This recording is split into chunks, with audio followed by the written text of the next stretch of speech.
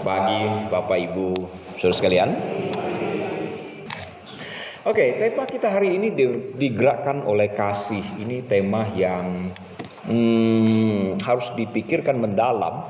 Dan tema ini biasanya adalah untuk orang-orang Kristen yang sudah betul-betul bertumbuh di dalam kedewasaan. Orang Kristen baru rasanya agak sulit ya. Orang Kristen yang tidak bertobat, belum lahir baru, rasanya juga belum bisa mengerti topik seperti ini. Tapi saya percaya saudara orang Kristen lama dan seharusnya bisa memahami topik ini dengan baik, saudara. Saya akan bawa kita keliling dunia dulu kemana-mana dan baru kembali ke topik ini, saudara. Walaupun mungkin tujuannya sedikit berbeda dengan apa yang ada di dalam surat undangan. Setiap orang Kristen ingin menyenangkan hati Tuhan, bukan? Kita tiap hari Minggu menyanyikan lagu apa? Menyenangkanmu, senangkanmu.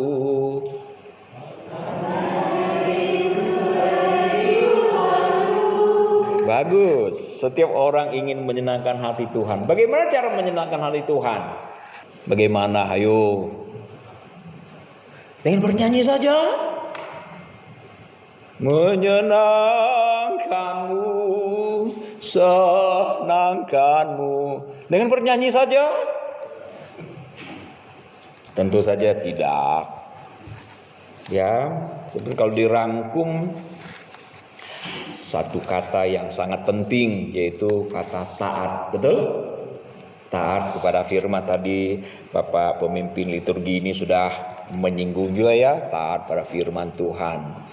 Saudara, apakah saudara termasuk orang Kristen yang taat? Taat? Amin ya Pak. Beneran? Taat? Halo? Taat? Kalau sudah taat kita amin, kita pulang deh Pak. Sudah. Nggak ada yang perlu dikorbankan lagi tuh.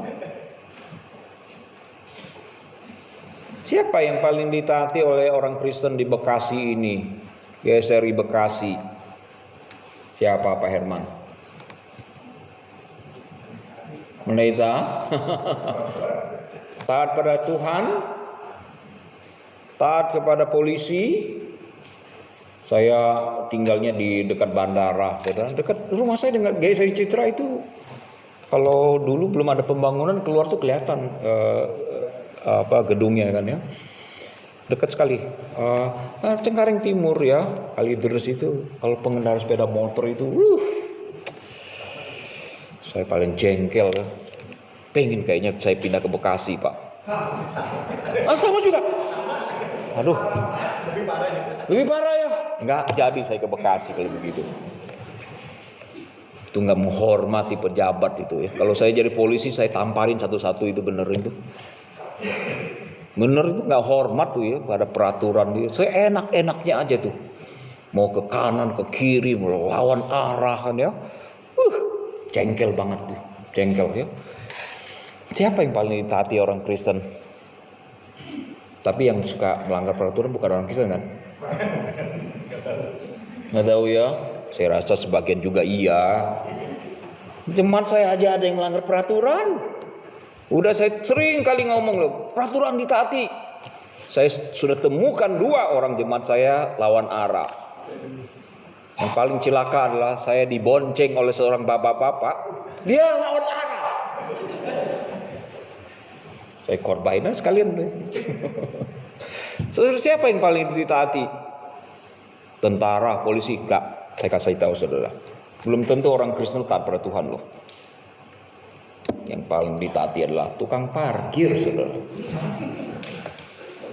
Hei, Pak Herman kaget ya. Akan saya sebut banyak namanya karena satu-satu yang saya kenal itu Pak Herman. Kenapa kita bilang tukang parkir yang paling ditaati? Saudara, kalau kita bawa mobil kan ya, ada tukang parkir, kita mau parkir ya. Tukang parkir bilang, kiri. Saudara ambil kiri atau kanan? Kiri.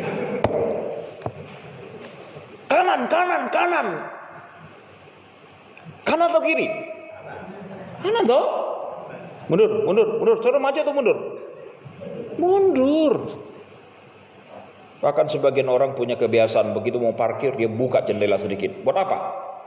Mendengarkan firman. Firman siapa, Bu Christine? Firman tukang parkir. Kalau tukang parkir bilang kiri, kita ambil kanan. Sebetulnya bukan nggak taat, itu sopir baru. Belum bisa bedakan kanan kiri, kanan lu atau kanan gua. Kan begitu. Sejatinya kita taat benar pada tukang parkir. Saya kasih tahu saudara, kalau kita lebih taat kepada tukang parkir daripada Tuhan, kita melecehkan Tuhan. Tuhan bilang maju. Apa untung gue? Gue repot nggak ya? Ini bagus nih. Saya akan mendapatkan keuntungan. Ini menyenangkan saya. Saya taat. Kalau tidak menyenangkan, kenapa harus begitu? Nah, kalau itu yang terjadi saudara, kita melecehkan Tuhan. Kita mau menyenangkan hati Tuhan, caranya dengan cara taat pada firman. Oke, kalau kita pecahkan lagi ya, taat dalam hal apa?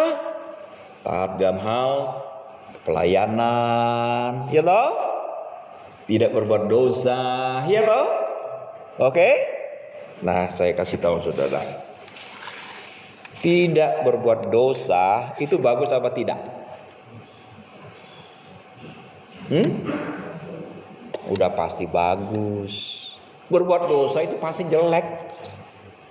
Tapi ketahuilah, tidak berbuat dosa itu bukan berarti kita telah menyenangkan hati Tuhan. Gimana penjelasannya ya? Wow. Bagaimana maknanya ini? Bagaimana logikanya? Berbuat dosa itu sudah pasti tidak diperkenan oleh Tuhan. Tetapi tidak berbuat dosa belum tentu Tuhan sudah berkenan.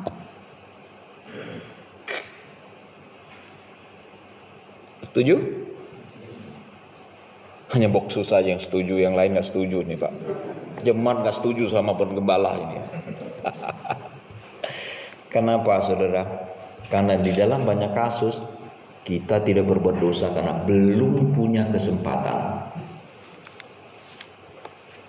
Belum punya kesempatan. Kita dengar pejabat korup 350 triliun. Gila amat tuh orang ya. Gila banget itu. Jahat banget. Kamu belum punya kesempatan. Coba kalau punya kesempatan. Emang ada di antara kita udah punya kesempatan korup 350 triliun?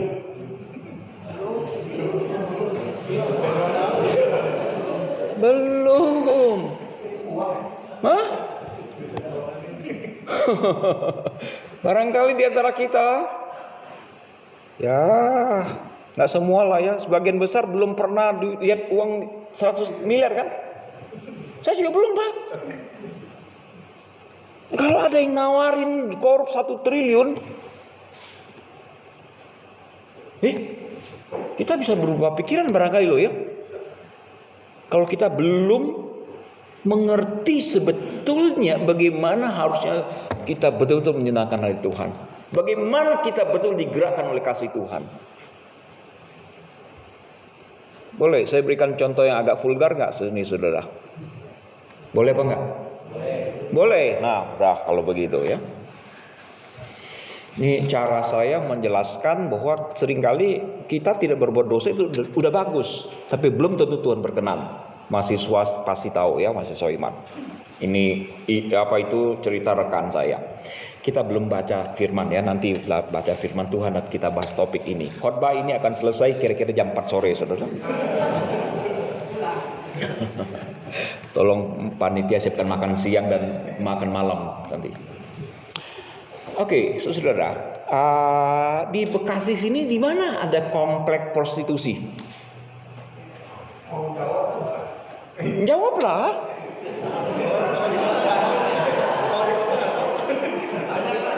Hah? Di mana Pak?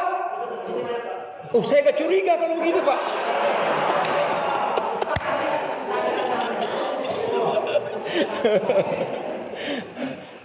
Kalau Bapak jawab saya agak curiga, Pak. Apakah pemilik atau pelanggan tuh ya? Bercanda ya, saudara, jangan tersinggung. Saudara, ada 10 pria sebetulnya pergi ke komplek prostitusi. 5 yang pertama masuk 2 jam di situ. Begitu kelompok pertama keluar, yang 5 lagi masuk. Sesaat kemudian ya, kira-kira 30 detik keluar semua. Sebagai orang awam kita akan berkata kelompok pertama itu pasti bejat nih ya, laki-laki bejat, tidak setia, 2 jam transaksinya. Lalu ada yang iseng tanya kepada 5 pria yang kedua, Pak, kenapa cepat keluar? Dengar baik-baik ya, hafal baik-baik, terutama mahasiswa iman, nanti ujian akan keluar. Kenapa cepat keluar? Bapak pertama bilang gini, aku masuk baru ingat, dompet, ketinggalan dompet. Jadi dia keluar karena dompet ya. Kedua, Bapak kenapa cepat keluar? Bapak kedua bilang begini, begitu aku masuk, aku lihat, gak ada yang menarik. Udah tua-tua pelayannya. Saudara, yang ketiga, kenapa cepat keluar? Orang ketiga bilang, aku baru saja di PHK dari pekerjaan. Kalau sampai nyonya tahu, dalam 1 minggu aku bakal di PHK 2 kali. Jadi ini orang takut istri ya. Orang Bapak kenapa cepat keluar? Saya dengar di komplek ini ada virus HIV. Daripada kena penyakit, mending kabur. Orang ini takut penyakit. Orang kelima, Pak kenapa cepat keluar? Dia bilang gini, saya ini orang Kristen loh Pak. Gini jelek-jelek saya orang Kristen. Waktu saya masuk sampai sini, tiba-tiba aku takut sekali sama Tuhan. Gak jadi deh. Jadi saudara, 5 orang ini kita anggap lebih baik daripada kelompok pertama. Maaf ya, saya pakai satu kata yang agak jarang kita bicarakan sebagai orang Kristen. Izinkan saya untuk menyebutnya brengsek.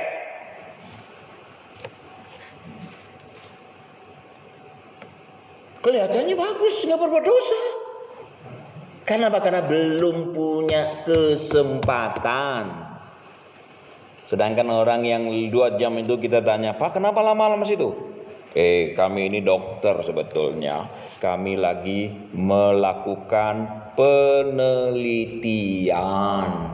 Apa betul sini ada penyakit mematikan? Oh gitu ya. Oke, nah sekarang saudara lihat ya. Kita bisa saja tidak berbuat dosa.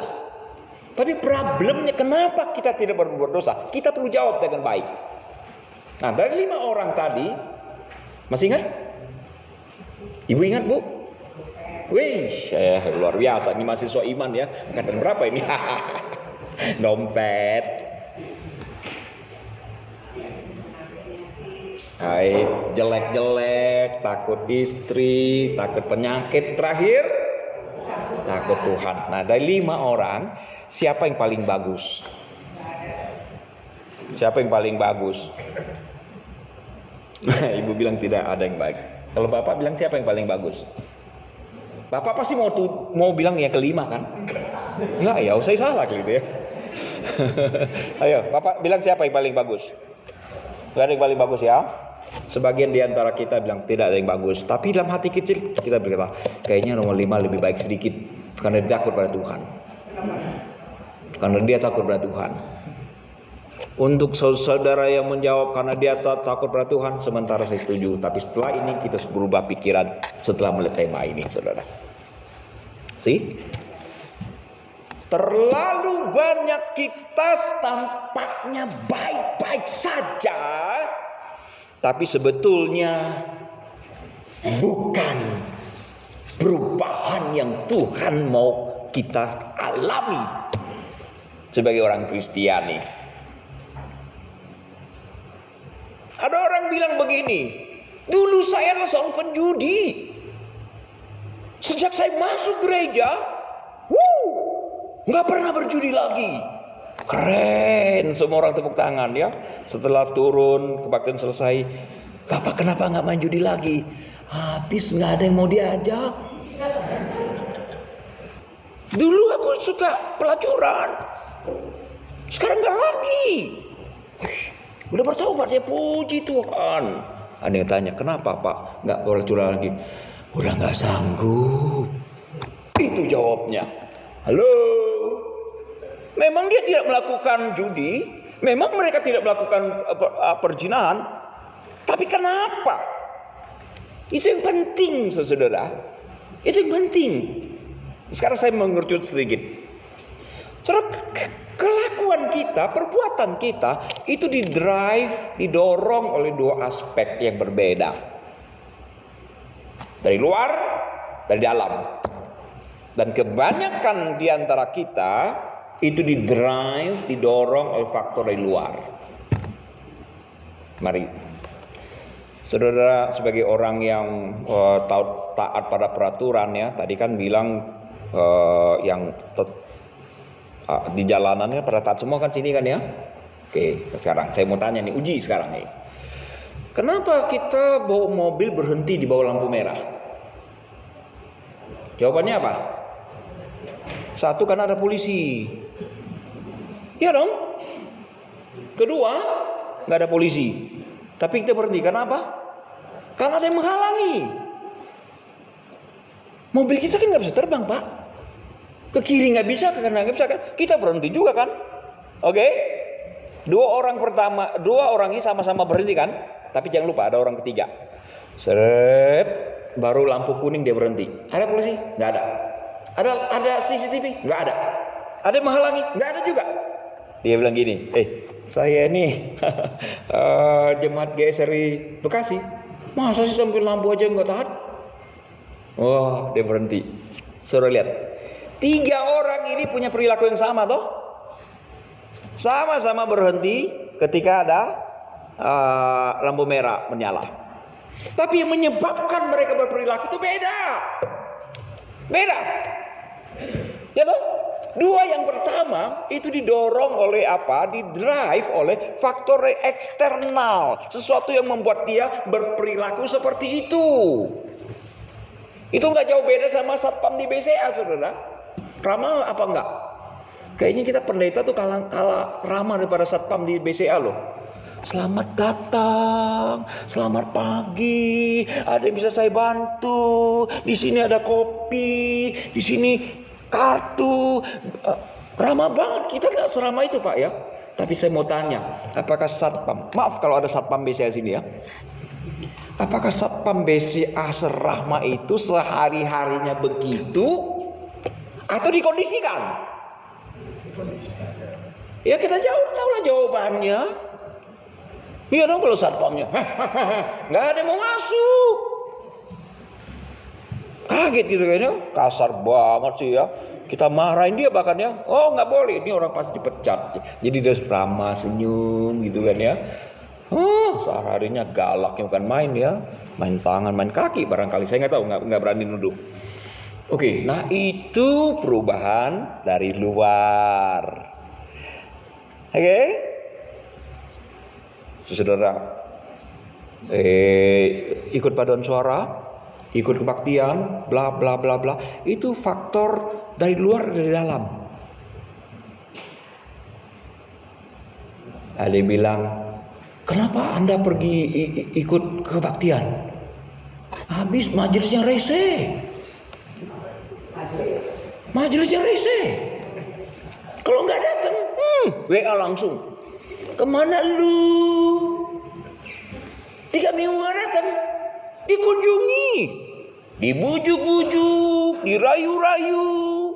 Tuh, gitu nggak tuh majelis ini? Ayo Pak, ayo Bu, datang dong. Ibu kalau nggak datang piano karatan Bu. Bapak kalau nggak datang kolektor kita berkurang 1/4. Tuh, ya kan? Kenapa ikut paduan suara? Hanya pendeta. Kalau kita nggak ikut aja, ditarik-tarik. Jadi ikut paduan suara, kenapa? Ditarik-tarik sama siapa? Ibu pendeta. Jadi belum tentu dari dalam.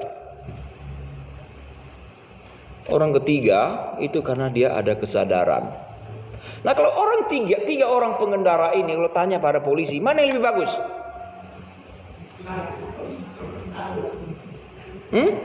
Tiga orang sama-sama berhenti lampu merah. Dua dari faktor luar yang menyebabkan dia berperilaku, tapi orang ketiga dari dalam. Tanya polisi, siapa yang lebih bagus Pak Polisi? Aduh Pak Polisi tolong jawab. Nggak ada polisi ya. Polisi tidur tolong jawab. Polisi akan berkata semuanya bagus. Emang polisi tanya apa? Nggak penting kenapa kita berhenti. Yang jelas yang harus adalah berhenti ketika ada peraturan. Itu maunya polisi. Tapi kalau ditanya Tuhan akan menjadi berbeda. Akan menjadi berbeda. Itu sebabnya seorang nabi saja terkecoh. Ketika nabi menyuruh Samuel untuk mengurapi raja baru, dia lihat ada yang tinggi gede. Wah, ditampang pemimpin ini, tampang raja ini ya. Baru dia mau urapi, apa kata Tuhan? Jangan lihat perawakannya dan penampilannya yang tinggi. Wih, jadi berbahagia pendek-pendek kayak kita ini ya. Manusia melihat apa yang depan mata, tapi Tuhan melihat hati. Wow, Tuhan melihat hati. Itu ada di 1 Samuel 16 ayat ke-7, saudara. Yeremia juga bilang begitu. Tuhan tuh menguji hati. Tuhan menguji hati. Itu yang Tuhan mau sebetulnya. Jadi perilaku kita yang Tuhan mau itu adalah didrive oleh internal kita. Maka Paulus ketika bilang, janganlah kamu serupa dengan dunia ini, tapi berubahlah oleh pembaharuan budimu, pikiranmu. Itu yang penting, saudara. Jadi perubahan dari dalam diri kita, bukan katarsis, perubahan tingkah laku karena ada satu kondisi, ada ajaran atau ada sesuatu yang membuat kita ingin lakukan itu. Sama seperti ibu-ibu kan ya. Anak-anak kecil yang mau sekolah bagaimana caranya? Kasih janji aja. Nanti pulang sekolah, mami belikan es krim 1 ember. Oh ya, dia langsung pergi. Ya kan? Dia pergi sekolah bukan karena dia merasa penting sekolah. Karena ada es krim. Sudah tahu nggak? Begitu banyak orang Kristen tipikal seperti itu. Diiming-iming. Ayo pelayanan, ada es krim 1 ember. Di sini begitu nggak nih? Diiming-iming? Nggak ada yang mau ngaku maksudnya gitu. Saudara, 2 bulan kemudian anak itu nggak mau datang ke sekolah lagi. Mami belikan seember, sedrum. Gimana caranya supaya dia bergerak? Halo ibu-ibu. Oh, nggak ada ibu-ibu sini ternyata. Cara paling efektif adalah keluarkan sapu lidi. Dia langsung berangkat sekolah. Betul tidak? Ini pun diadopsi oleh banyak orang Kristen. Jadi metode ini banyak diadopsi oleh pendeta-pendeta yang memberikan harapan-harapan. Berikan yang terbaik, Tuhan akan memberi lebih baik lagi. Yang datang jalan kaki, tahun depan bawa sepeda motor. Tahun depan ganti mobil. Tuhan memberkati dengan berlimpah-limpah. Kita ini kepala, kita bukan ekor. Dan 1001 bahasa lain lagi. Salib nggak usah dipikul, saudara. By the way, intermezzo dikit ya. Apa beda salib Bekasi sama salib Taman Sari? Hah? Jelek banget ya. Saya laporin Pak Rudin dia. Bedanya gini Pak Herman. Salib Taman Sari itu kalau dipikul lecet semua orang. Kasar ya. Nggak diamplas, itu kayak balok kayu bener kan ya. Tapi Pak Herman saya kasih tahu ya, salib di sini kalau dipikul terbelah Bapak. Tajam banget kan ya. Nah saudara, bukankah itu seringkali menjadi perilaku orang Kristen? Setelah diberkati, nah pendetanya ngomong ya, saudara-saudara diberkati, jangan lupa pelayanan, jangan lupa datang kebaktian, jangan lupa perpuluhan. Kalau tidak, Tuhan cabut itu berkat. Ketakutan semua kan. Jadi secara tidak sadar orang-orang Kristen akhirnya rajin bukan main. So kita tidak pernah mengadopsi teologi model begini. Maka orang Kristen di GKI gereja kami, GSR itu paling sulit digerakkan, saudara. Kita khotbah sampai berbusa-busa, sampai mati di mimbar pun belum tentu dengeran. Tapi gereja sebelah diberikan janji, ayo saudara, Tuhan Maha Baik, Dia akan beri es krim 1 ember. Semua orang mengharapkan itu. Setelah benar-benar dapat es krim, jangan lupa saudara, kalau diberkati Tuhan, kembalikan berkat Tuhan. Terlibatlah dalam pelayanan. Kalau tidak, dicabut. Takut apa enggak itu orang Kristen? Takut. Maka apapun dikatakan pendeta, langsung aja turuti itu. Tapi semua itu eksternal atau internal, saudara? Tuhan melihat hati. Halo, saudara lihat benang merah perenungan kita pada pagi hari ini?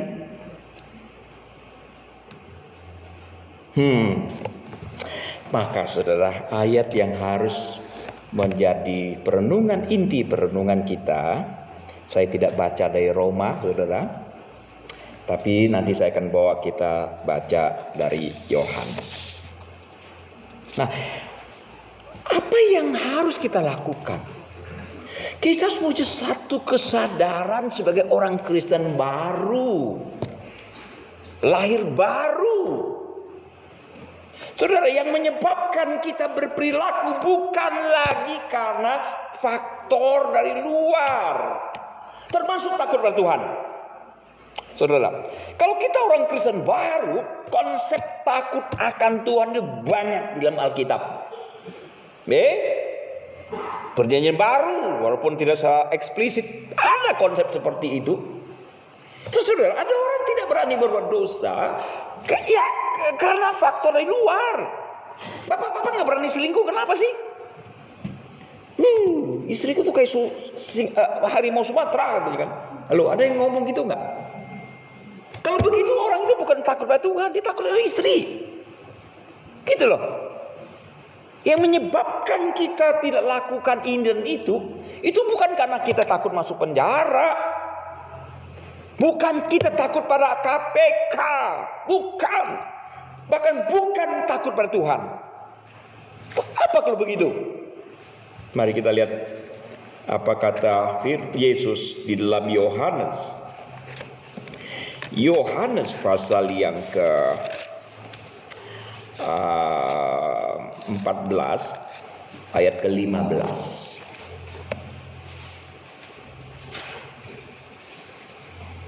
Yohanes 14 ayat 15. Boleh kita baca bersama? Karena saya pakai TB2 jadi bunyinya belum tentu sama. Yuk, 1, 2, 3. Jikalau kamu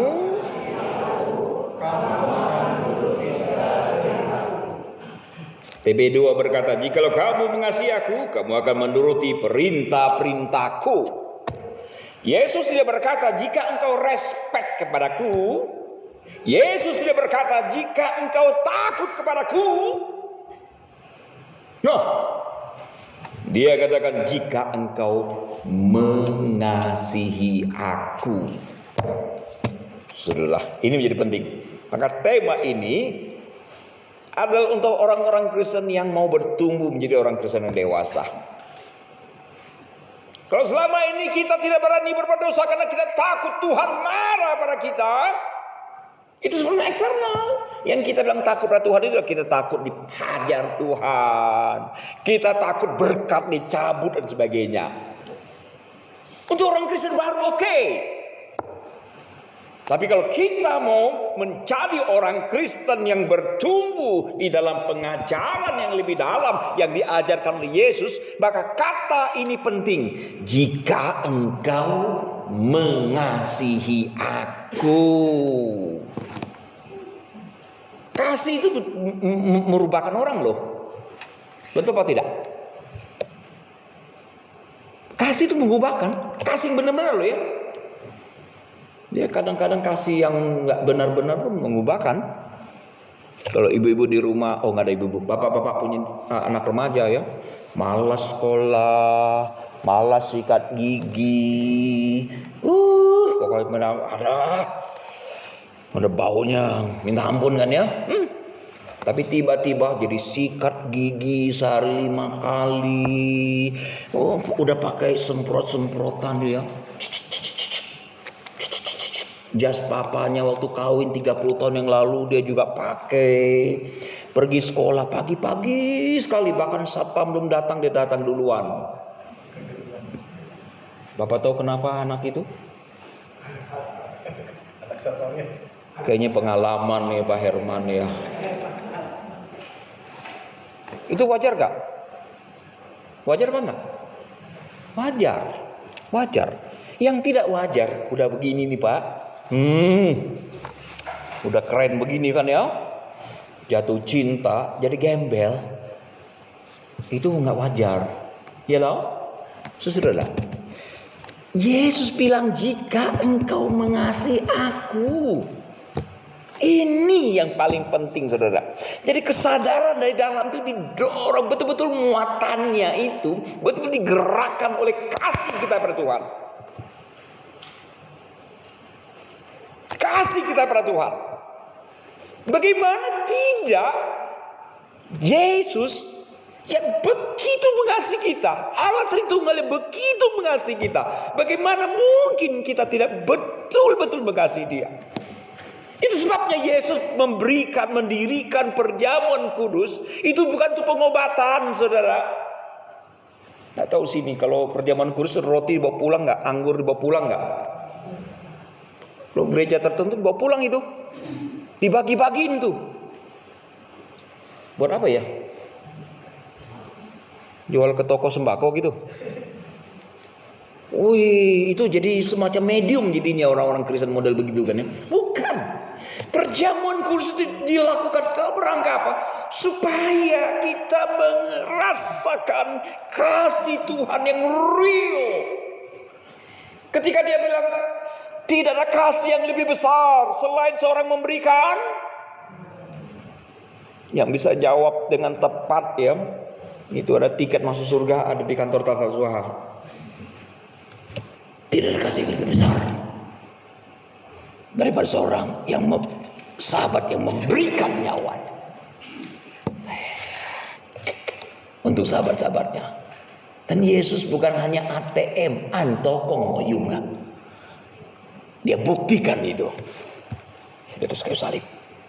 Maka ketika kita melakukan perjamuan kudus, dia lain dan bukan adalah untuk, nah itu dia kata-kata dia, menjadi peringatan akan aku. Itu betul tuh teks itu. Ambilin mana itu ya? Itu udah izin belum sama Tuhan tuh nempel situ tuh. Jadi memperingati, mengenang kasih Kristus itu. Kalau kita merasakan kasih Kristus yang begitu besar dalam diri kita, bagaimana mungkin kita tidak akan lebih mengasihi Dia lagi, saudara? Itu yang harus ada dalam diri kita. Jadi semakin mengasihi Tuhan, semakin mengasihi Tuhan, semakin kita mengasihi Tuhan, itu akan membuat kita semakin serupa dengan Kristus. Betul tidak? Cuma problem bagi kita yang belum bertumbuh adalah kita lebih mengasihi uang kita daripada Tuhan. Kita lebih mengasihi nyawa kita daripada mengasihi Tuhan. Kita lebih mengasihi hobi kita, obsesi kita daripada kita mengasihi Tuhan. Itu berarti kita belum sampai pada taraf apa yang Yesus katakan. Jika engkau mengasihi aku, maka menjadi PR kita seumur hidup adalah belajar, terus belajar mencintai Yesus. Apalagi buat orang-orang Kristen yang mulai ragu, mulai suam-suam kuku, itu perlu disegarkan lagi. Bikin KPR, Pak, supaya orang Kristen disegarkan lagi bahwa Tuhan mengasihinya. Karena itu akan sungguh mengubahkan dengan hati kita, dengan kasih yang sebenarnya. Tapi kadang kita juga bisa hanya lip service ya. Mengasihi hanya di mulut kita saja. Oh ya toh? Ibu Kristen bukan? Itu sebelah suami. Kebayang Bu, contoh ya, suami, boleh saya pinjam? Nggak boleh lah, rusak. Bunga ya, suami kasih bunga ke istri, pacar. Ku persembahkan bunga ini lambang cinta suciku. Ibu berbunga-bunga enggak, Bu? Enggak ya, aduh. Kayaknya perlu dikonseling tuh. Hah? Bunga banguknya gitu. Perhatikan, saya belum selesai, Bu. Pada waktu serahkan bunga, nah pacar ibu, waktu dia ulurkan bunga, lalu ada perempuan cantiknya 20 kali lipat. Ya relatif kan ya. Ya toh, tapi memang ada orang, kalau dia semua orang lihat tuh cantik, maka ada Miss Universe kan ya. Oke? Tapi yang menurut kita jelek bisa aja menurut suami atau istrinya itu bagus. Oke, nah sekarang ku persembahkan bunga ini kepadamu. Wih, yang 20 kali lipat itu lewat ya. Pacar ibu langsung gini. Gimana Bu Kristen hadapi begitu?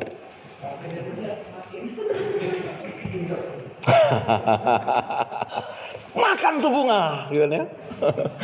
Ya kenapa? Karena nggak bener gitu kan ya. Itu pasti udah sandiwara, Pak. Iya dong. Ku persembahkan bunga lambang cintaku ya. Baru kurang ajar itu. No. Tinggalkan yang model begitu. Ya, udah pasti nggak bener yang begitu. Nah, yang Tuhan mau kita tuh betul-betul mengasihi Dia. Apa yang ditanyakan oleh Yesus kepada Petrus yang menyangkal, kata apa yang Yesus pakai? Petrus, kurang ajar ya, kau ya, sini, nggak ada begitu, nggak.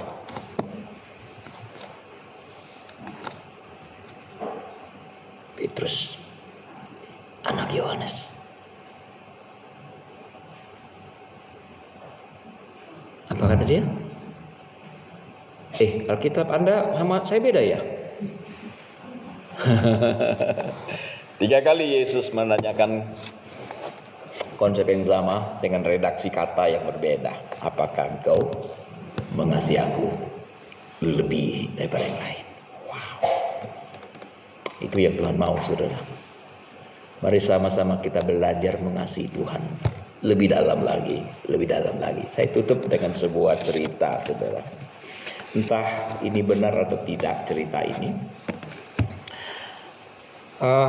Seorang gadis, setiap kali dia pergi ke kuburan dan melihat sebuah patung pemadam kebakaran, dia selalu menangis. Dia selalu menangis. Orang-orang mengira, oh mungkin pacarnya. Lain hari datang lagi, non itu pacar ya. Enggak. Tapi dia menangis. Itu papa ya. Dia hanya menggeleng. Nah, belakangan baru terungkap sebuah fakta bahwa di kuburan itu, ya jelas ada kubur, ada sebuah patung yang sengaja dibuat untuk mengenang seorang petugas pemadam kebakaran yang berdinas hari itu memadamkan api, menyelamatkan seorang gadis kecil. Tapi petugas itu mati terbakar. Gadis kecil itu bertumbuh dewasa dan setiap kali dia datang ke kuburan, dia lihat patung dan dia mengenang jasa orang yang serupa patung itu. Kalau tidak ada dia, aku sudah tidak ada. Dia merasa berhutang betul. GSRI nggak punya kebiasaan pasang salib pakai patung ya. Nggak ya. Ya kita GKI juga begitu. Apa mau Pak Hermannya salib gitu. Barangkali sekali-kali kita boleh lihat salib versi Katolik ya. Tergentar hati kita melihat ada satu pribadi yang diserupakan dengan patung itu. Dia yang betul-betul disalibkan demi kita. Kalau semakin kita mengasihi saudara, seharusnya ketika kita melihat ada patung Yesus, barangkali itu akan menggetarkan hati kita. Luar biasa. Tak ada tokoh agama, pendiri agama yang mati bagi umatnya, yang mengorbankan diri bagi umatnya. Agama saya yang lama meminta kami pengikut yang menjadi berkorban. Tapi saya temukan di dalam Alkitab, Yesus yang berkorban demi kita orang berdosa yang tidak layak dikasihi. Mari kita belajar untuk mengasihi dia lebih dalam lagi saudara. Dan kasih itulah yang akan membuat kita menyenangkan. Kita berusaha menyenangkan dia, karena dia yang pertama mengasihi kita. Kita tidak berbuat dosa bukan karena tidak ada kesempatan, bukan karena kita takut, tapi karena kita mengasihi dia. Kita melayani bukan karena dipanggil, bukan ditarik oleh nyonya pendeta, tidak, tapi karena kita betul-betul mengasihi dia. Dia telah memberi yang terbaik. Masa sih kita tidak memberi yang terbaik untuk Tuhan? Mari kita berdoa.